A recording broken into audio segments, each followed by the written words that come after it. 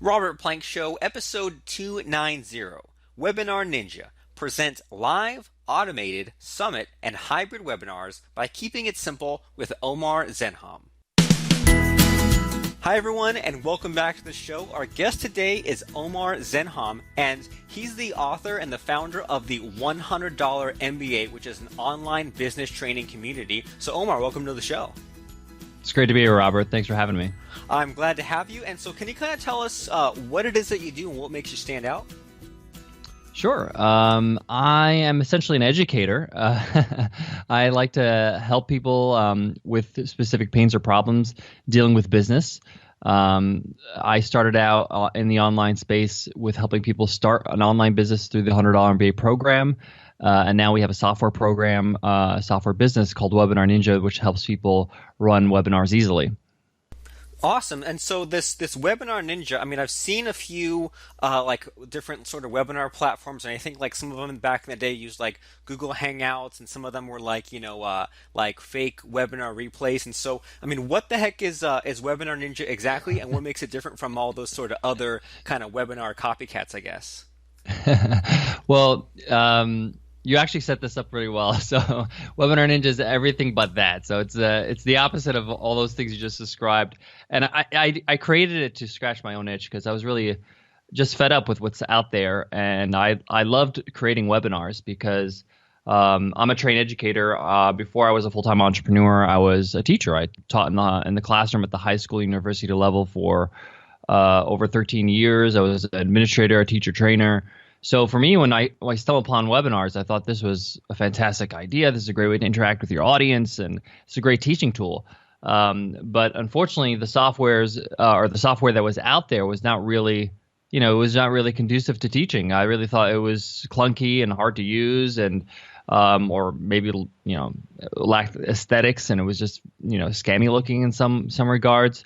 So I actually created something just so I can create webinars the way I want to. And as I started using it, some of our attendees on the webinars were asking, "What are you using for this webinar?" And I just said something I put together for myself, and they said, "Can I buy it?"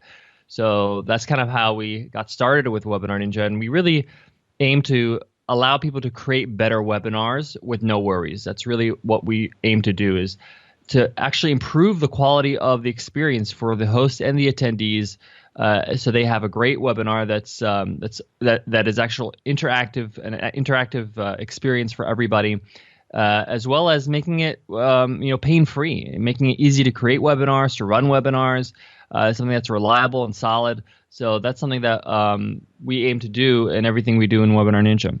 Awesome. And as you're explaining that, I'm kind of looking at the site, and I'm looking at some of like the screenshots and the videos in it, and it really looks like you kind of took the best features from a lot of these other platforms. Like I think everyone at this point has heard of, for example, GoToWebinar, but like you said, like it's kind of clunky, it's kind of expensive. It's not really optimized for a lot of us, and a lot of people don't like it. And it just kind of looks like, looking at this, that you kind of like took the best stuff of some of these other webinar platforms like GoToWebinar, and then kind of left out the stuff that wasn't that important, but then put in the things that we all kind of want, like having like multiple email notifications, and having like pop-ups, and having all these integrations. It looks like it's kind of like I don't know, like some of these other webinar platforms, maybe they're good for like corporate America or for the masses, but for those of us, like I said, who just like want to teach, who want to not look scammy, who want to give a better experience, it looks like that's what this is. Yeah, I think the reason why Webinar Ninja has done so well is because no one really created a software for us. I think GoTo is a solid program. I know how hard it is to create a software, so I tried my best not to badmouth anybody, because it's really hard to create a solid program and a solid software. And I think that GoTo is a great solution for people that are in the corporate world, that are trying to save time and money, flying to meetings across the world. But it's not really made for somebody who's trying to run an online program, sell products online, whether they're courses or software or ebooks or whatever it is. It even could be physical products like an e-commerce store. You have people that run services like lawyers and doctors and health professionals and fitness professionals that run webinars so they can promote their services and programs. So there wasn't really anything that's all inclusive in terms of the marketing side of things with the registration pages, thank you pages, as well as the follow-up sequences like you mentioned. So we wanted to create something that's all in one. I hated the feeling of when you buy a piece of software or whether it's webinar or not, where you buy a piece of software and it says, if you want to do that, then you have to, pay a little bit more for an add-on or a plugin or for an upgrade or, that's separate from that. So we wanted to make sure everything was included, kind of a one-stop shop solution. So that was one of our aims when we did that, and when we continue to have that with Webinar Ninja. Awesome. And so, and by the way, just to kind of make sure that we're all on the same page, can you kind of explain to people like what a webinar is to you? Because I've seen some people think that like a YouTube Live or a Facebook Live is a webinar or something like that. So is a webinar for you, like, is it something that's like live? Do you have to show like your desktop, or can it be just a web camera, or like all the above, or like what sort of process does as a visitor go through when they see this thing called a webinar? Sure. So I like to differentiate webinars from any other live or recorded, video experience in a different way. So the reason why I really love webinars, I think webinars are a great asset to any business or any online presence, is that it captures email. It allows people to register for the webinar by giving their name and email address, and therefore they can attend the webinar. When you don't do that, there's no way for you to follow up or to even have any kind of leads later on after the webinar. Let's say if somebody doesn't show up for the webinar, how do you actually follow with them and give them more content or invite them to the next webinar if you don't have their email contact? That's the biggest issue with watching a Facebook Live or watching YouTube Live off YouTube, something like that, where you can just show up and don't need to register, and it's just there if I'm there at the time of the live broadcast. And then there's also recorded, people put recorded videos, and if there's no way to actually opt in and put your email address, you're really not optimizing the power of webinars. Webinars are really a great lead gen, a great way for you to get targeted people that are interested in your topic and what you cater to or what you serve them. Whether that's a workshop on how to improve your golf swing, or yoga for rock climbers, whatever it is that you actually offer people, you have to get people to sign up based on that title, based on that thing, so that you can have them in your database, so you can be able to follow up with them later on. Now, for me, I mean, obviously there's different types of webinars. The most powerful webinar is a live webinar because it's interaction. And that means you're on live. Now you can be on camera if you'd like, or you can be off camera where you're just sharing your screen or sharing your PowerPoint slides, and you're talking over those slides with your mic. And you can do a combination of both. That's what I like to do. I like to kind of start off on camera, welcome the crowd, see where everybody's coming from, ask them, ice-breaking questions. And then as I start the workshop, I'll switch over to my slides and teach the workshop via my slides. And then when I take questions at the end, I'll go back on camera. So the combination of two kind of keeps it dynamic, it keeps it engaging, and that's just my preferred way and what I recommend. Now that's basically, in a nutshell, some of the options when it comes to live webinars. But you can also do what's called automated webinars. Now, a lot of people do this completely wrong, and we at Webinar Ninja have taken a stance with this, and a lot of people love us for this, and some people don't use us for this. But the point is that we make it very clear to our users and to people that are attending webinars on Webinar Ninja that these webinars are not live. I do not think deception is good for business. A lot of people, they broadcast or they share a webinar or invite people to a webinar, and they don't say it's recorded. They say it's a webinar, and they might even say it's live when it's not. And that's really deceptive because people will find out, they'll realize this is not live, or maybe the questions or the chat doesn't line up with the actual broadcast, or I put something in the chat and nobody answers me. So That's not the way you should be doing things. Trust is the most valuable asset that you have in your business, and you want to earn trust. That's the whole point of the webinar, to earn trust with your audience. So with our automated webinars, we have a little recorded live label on the video so people understand that this is recorded. This is not something that is live, but you still can benefit from the content.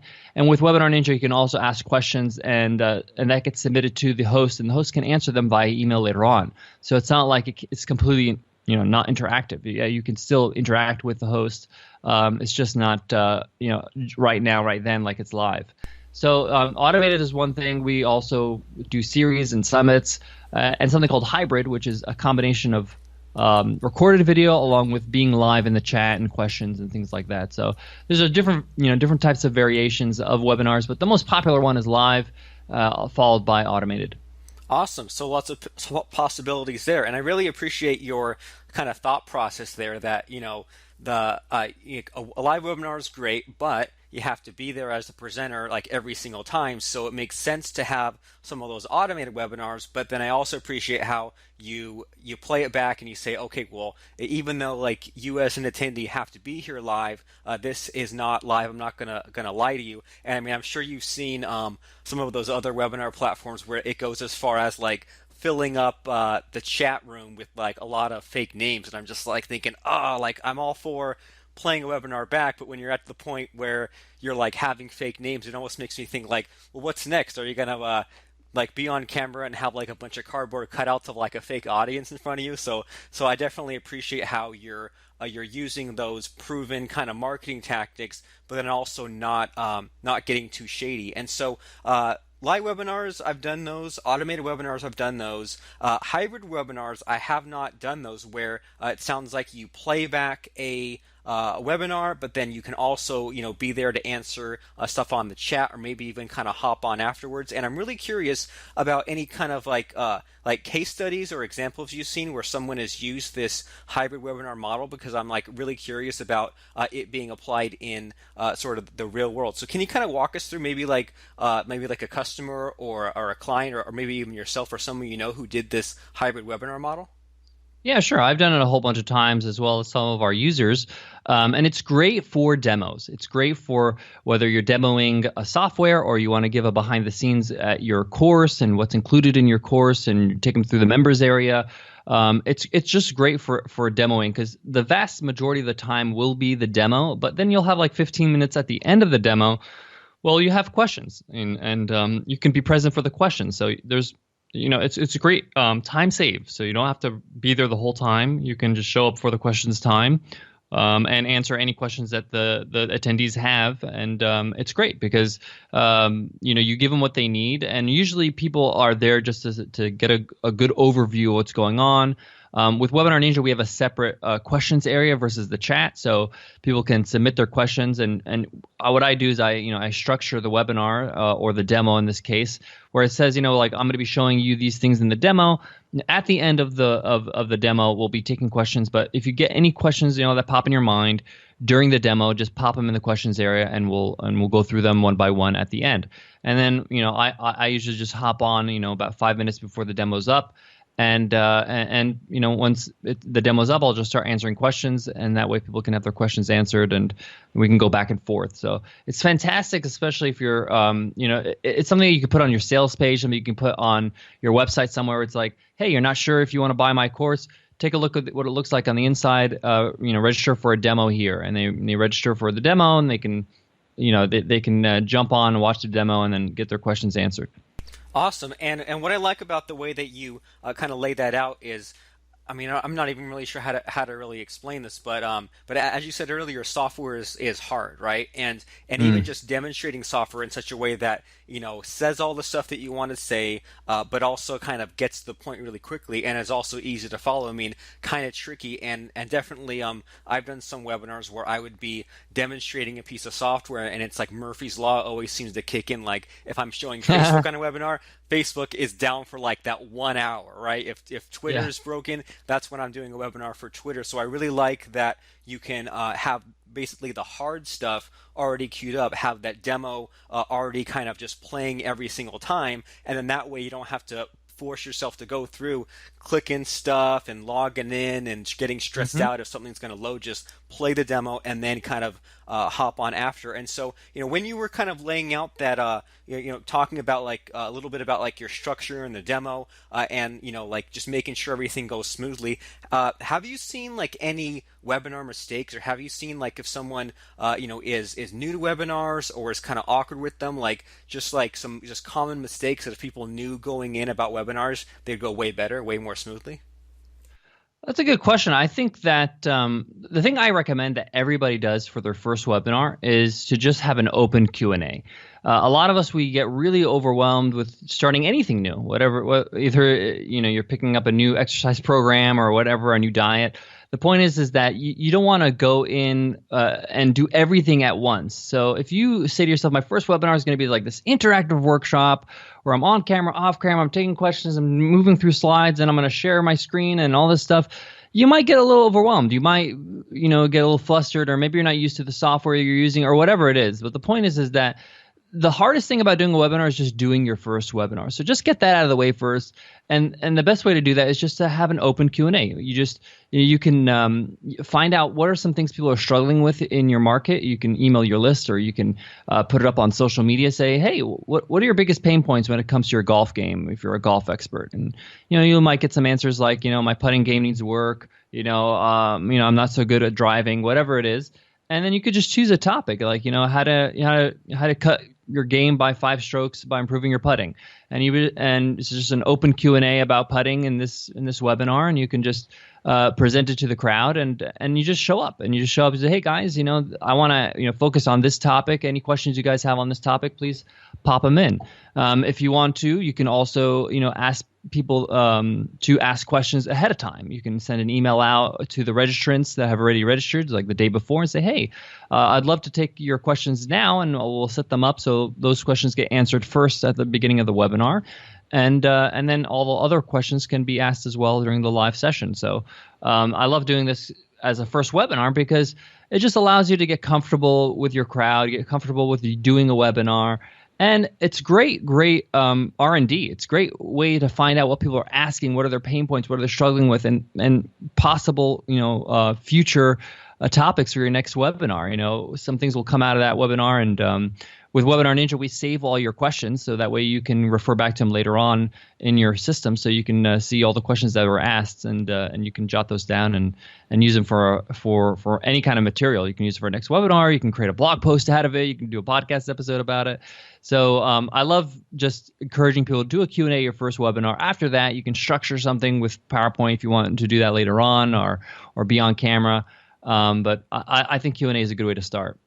Awesome. It makes perfect sense to me. And as you were explaining this, like the analogy that popped into my head was losing weight, right? If someone says, "Oh my gosh, I'm super overweight. I have to like work out a bunch," and like the tendency is to just overdo it, right? Like, "Oh, I'm going to buy new Yeah. gym clothes. I'm going to buy a gym membership. I'm going to get all this powder." And then what happens? They get overloaded. And if only they just said, "I'm just going to take a walk around the block today and just have my first initial stab at it and just keep it simple and just do this one quick thing," then it won't be such an ordeal. And then next time I'll be motivated to kind of do the next thing. And that's kind of what I heard from you as you were saying, just, keep it simple, know where some of the buttons are. You don't have to get it right. Just do that first webinar, have that open Q&A, ask some questions ahead of time, just to answer questions. And I mean, that's a pretty powerful reminder in general, just that, like you made Webinar Ninja because you're solving a problem that, other webinar platforms out there are maybe not quite the right fit or difficult to use or don't have any kind of feature. So you were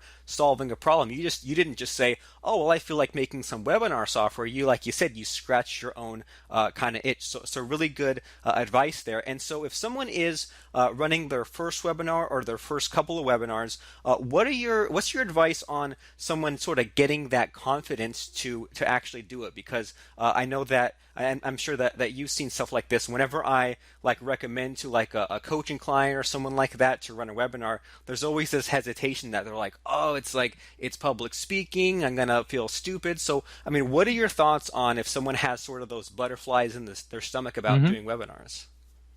That's a solid question, a solid concern, and I'm going to be straight up about it. They are right, but it's not that that serious, meaning that it is public speaking. You are speaking in front of a crowd, but I would call it public speaking light, because you are in your jammies in some regards, or you're in the comfort of your home. You're not physically, speaking to thousands of people. It's all kind of done virtually via the internet. So yes, you do need to put in the work, though, as if it was live, as if you were on stage at a conference, because that's going to give you the confidence. One of the greatest, one of the better books I read this last year was Total Recall by Arnold Schwarzenegger's autobiography. And he talks about reps, which means that, like, when you put in the reps, when you put in the time, the practice, or in this case, the rehearsal of your actual webinar, you're going to feel confident. You're going to feel better about it because you've been there before. You've seen this before. It's kind of like driving, like if you've been driving for, 10 years, you don't actually physically think about every single step. You don't put it in reverse and look back, and you just kind of do it naturally, So the same thing goes with webinars. You just have to actually run through it before you do your first couple webinars. So, I still do this, and I've done over 500 webinars, where before the actual webinar, maybe the day before, maybe an hour before, I'll go through my slides. I will say them out loud as if I'm presenting. I will rehearse just like I would rehearse for a public speech. And a lot of people, they're either one side of the spectrum or the other, where they say, oh, I'm a nervous wreck. I don't know if I'm going to be able to do this. And this really helps because it allows them to, be able to calm down and get it out of their system and not say it for the first time in front of people. You want to say these things beforehand, right? So you can, perfect its delivery. Excuse me. So the other side of the spectrum, where people are overconfident, they're like, I know my stuff. I'm an expert. I'm going to be fine, and I keep reminding people that say that it's not about you knowing your stuff. Yes, you know your stuff. It's about how do you know how to deliver it. Delivery is really what we're rehearsing here. We're not rehearsing the content. The content is something that you should know because this is what you're talking about, right? Because the content is already done. You already put the slides together. What you really need to focus on is the delivery, and that's what really makes a great presenter, a great teacher. When you think back when you were a kid, why did you enjoy certain teachers? Because their delivery was dynamic, because their delivery was friendly and encouraging and engaging. So that's what you're practicing. That's what you're rehearsing before you actually get on the webinar is, how am I going to deliver that joke or that story or that anecdote or how am I going to transition from this slide to another? And it's okay to have fun with it. It's okay for you to just honestly tell people at the start of the webinar, hey guys, I'm new to this webinar thing. If I make a few mistakes, that's okay. Cheer me on in the chat. Just say, go Omar. And I encourage people just to be honest with the situation, and it just brings the whole stress and the tension down a little bit. And it gets everybody on side. People are a little bit more forgiving when they understand that, hey, this person's really trying and they're being upfront about it. So one, I definitely would recommend, rehearsing, going through your slides beforehand a couple times at least. I like to do that, especially if this is new material and you haven't delivered it before. And then two, be honest with your crowd. Let them know what's going on. I like to kind of say at the start of a webinar, this is what we're going to be covering in today's webinar. Here are our agenda items. This is what we're going to be, having fun with. And just mentioning, sometimes I do a new webinar, a new topic. Like I like to have 3 or 4 topics that I stick to, but sometimes I change them up. I like to introduce new topics. And if I'm doing a new topic, I say, hey guys, this is the first time I'm doing this webinar live. If I make mistakes, please forgive me. You guys are the lucky ones. You get to see this for the first time, and just see it as a positive. And those are the things I would recommend. Awesome, and there's so much good stuff in there, and I think that it's reminding me of a lot of important things, and it's also reminding me of like some of the struggles that I used to have, because I remember that I used to be super afraid of talking, and then I would see people sort of, I don't want to say like pass me, but I'd be like, oh, that person's getting a stage slot, and I realized, well, I kind of have to up my game and make myself do these webinars, because that's sort of the bridge to the stage speaking thing and not getting passed over. And as far as like the repetitions and the run through, I've totally dealt with that as well. And especially if I'm creating a new webinar presentation, the same as you said, if you're kind of going off in a new topic or presenting on a presentation you don't normally have, then I definitely kind of run through it for a bunch of reasons, like you said, to get rid of that sort of nervousness, and then also kind of realize, well, is this making sense? Like I have all this information to say, and is it landing properly? Is it, making sense? Is it simple? Should a slide be kind of in a different spot in the slide deck? Should I delete stuff? Should I add stuff? Should I Hmm. repeat stuff? I mean, I could totally kind of think about that, and even that whole authenticity piece that took me like years and years to learn, and I still have to sometimes remind myself that I don't have to edit out my ums. I don't have to say things quite the right way, because I'd rather be kind of authentic and then get it out the right way the first time and then kind of move on, because that'll be more relatable and that'll be easier to understand it, and all kinds of good stuff there. And so I don't want to go too far over time here. I don't want to take up your whole day, but I'm curious about sort of the future of Webinar Ninja, and like what kind of like cutting edge features or like stuff has you excited, or maybe even features that are going kind of unused by a lot of people. So like what sort of like, I don't know, like just really like fancy stuff with webinars are people missing out on? Mm. That's a tough question, Robert, because we're actually releasing a brand new update, Webinar Ninja 5.0. We are launching to the public. Our users will have access early on, but our will be open to the public, meaning new users can see the 5.0 update on June 20th, and it's a completely new re-engineered software. We've been working on this for over 16 months now, and there's a lot that is going to be released on that day. And I would love to share some of that stuff with you, but right now we are kind of keeping a tight lid on it, because we want to have a little bit of an element of surprise, because it is a competitive space in webinars, and we want to make sure that we're a little ahead of the game. But I do say I want to talk about what are some things we're going to be doing, and not really talk about the specifics. So there are 4 areas that we're really going to be focusing on with this update, and these are areas that we've heard from our own users, from own webinar hosts. We've surveyed over 10,000 people. We have like a little over 11,000 users now, and they all kind of came back with this feedback. And the 4 areas are really going to focus on is one is just a delightful experience, improving the experience even beyond where it is today, where they're just really loving to use this software, where they just enjoy it.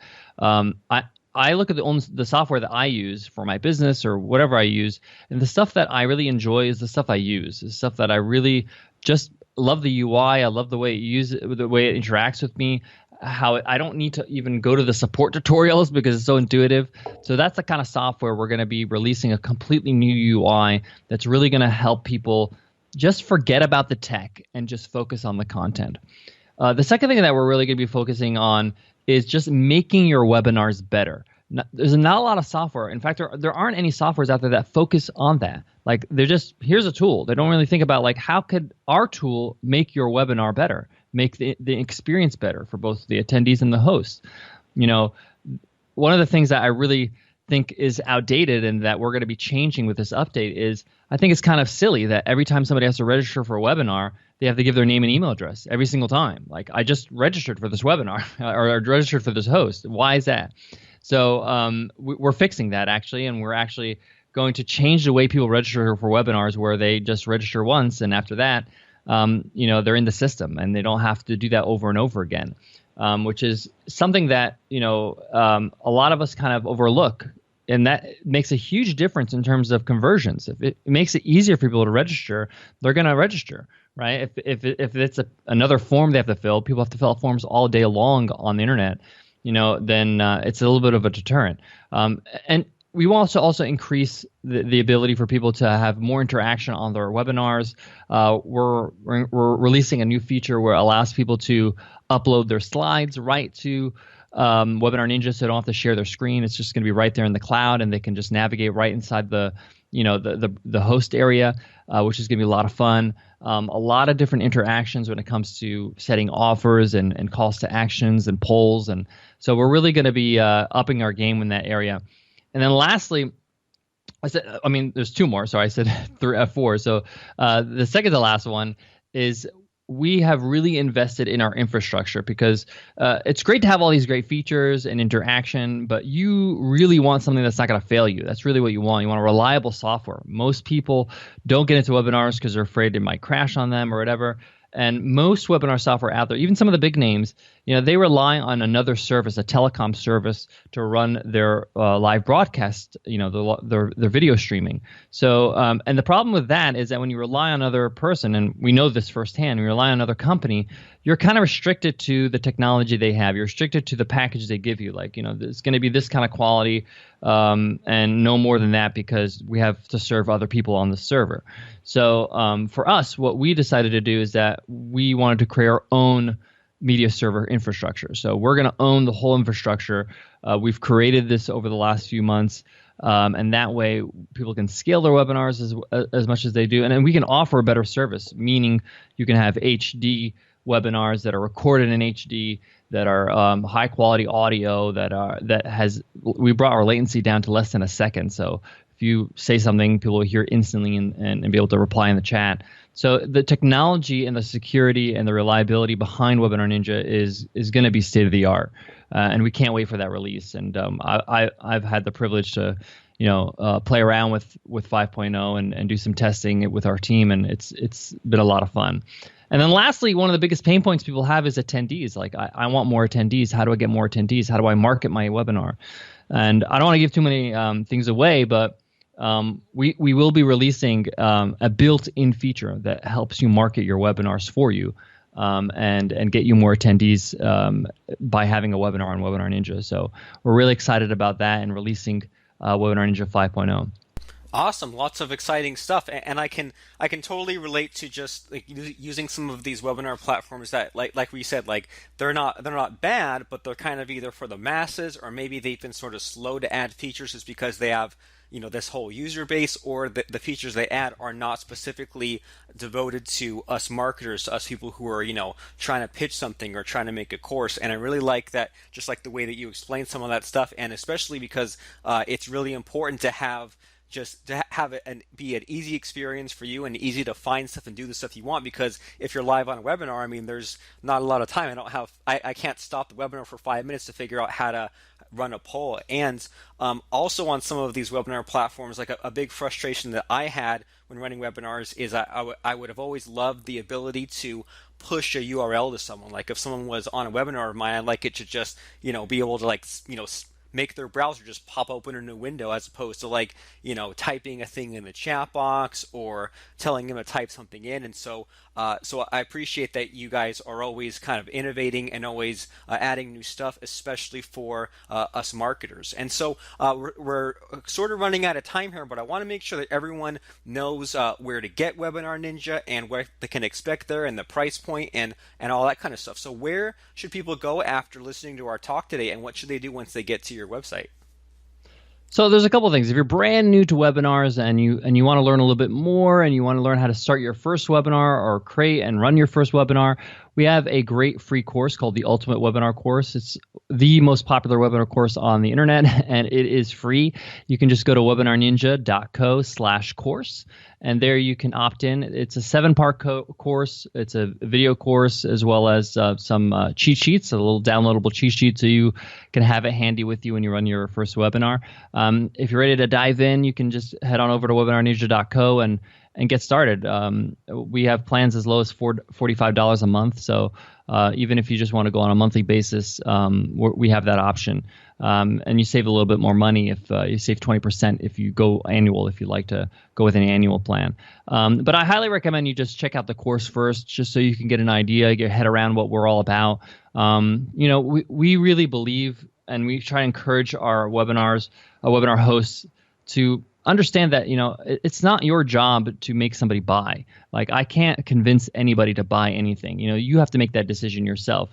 My job is to educate you, and and to make sure that you understand what we're all about. So if we are a good fit, that you'd come back to me when you are ready. So that's kind of my philosophy, and that's kind of like what I like to teach our webinar hosts as well, that when you're on your webinar and you're trying to talk about your product or your service or what you're selling, have that mindset. Like, hey, I can't force anybody to buy, but my job is to educate. So when they are ready to buy, they're not going to be shopping around. They're going to come back to me because they've built that trust and rapport, and they know that we're a good fit. Awesome. Lots of good stuff here. So everyone should go to webinarninja.co/course to get that that free course. And then once you're ready for Webinar Ninja, go to just webinarninja.co. And I'm looking at the pricing page right now, Omar, and man, tons of features, tons of cool stuff. I'm blown away. And my thought process with this whole webinar thing is just that I'm always looking for how I can kind of go the extra mile and how I can, do 10% more of what everyone else is doing, because a lot of other people are just, hiding behind a keyboard, or maybe running, one webinar in their whole lifetime, or one webinar per year. And I'm always looking for ways to kind of, do a little bit more, get the edge, and even sort of like you were saying there, like educate people, so that way you don't have to, work so dang hard and start from scratch every time you want to make a sale. Why not, put yourself out there, run these webinars, share some cool stuff, answer some questions, solve some problems, and that way those marketing activities you do kind of build and snowball, as opposed to everyone else who's just really struggling. So webinars, I believe, are the way to get ahead, the way to kind of get yourself more out there. And as you said, I mean, a good way to figure out what your customers want, to have that bridge to have more speaking gigs, and just to kind of have fun and do more cool stuff and kind of answer questions and run polls and replay stuff and add countdown timers and figure out your conversions. I mean, lots of fun stuff, and a great way to get noticed and get more traffic and more sales and all that other good stuff, and customer retention and everything that goes along with it. So everyone go to webinarninja.co/course. And thanks so much, Omar, for inventing Webinar Ninja, for updating Webinar Ninja to this version 5.0, and for hopping on the show today and sharing some of your webinar wisdom with us. Thanks, Robert. Appreciate it. And thanks, everybody, for listening. Check out the latest episodes of our podcast on the web at robertplank.com, and subscribe to us on iTunes at robertplank.com/iTunes.